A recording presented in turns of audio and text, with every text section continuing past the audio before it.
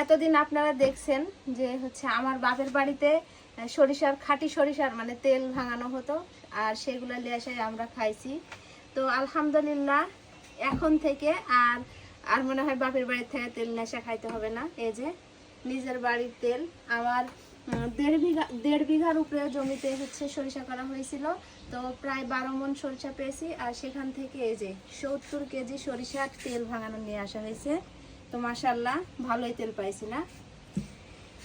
এই তেল এখন সারা বছর খাবে তুমি।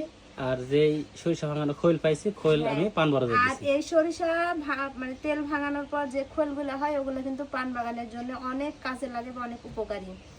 তো এই যে তেল ভাঙানো হচ্ছে, এখন তেলগুলো আমি এই জার কিনে রাখবো। আগে একটু কম খাচ্ছি, এবার এখন থেকে একটু বেশি করে খাবো, তাই না? এবার আমার বাপের বাড়ির তেল দিয়ে আসো, এতদিন বাপের বাড়ির থেকে খাচ্ছেন।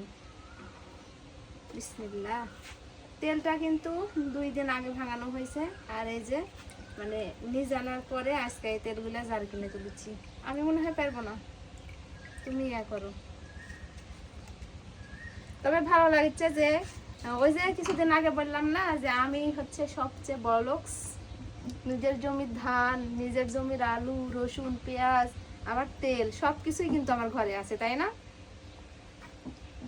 দেখি তার চেষ্টা করি তোলার পারবো কিনা। বিসমিল্লাহ।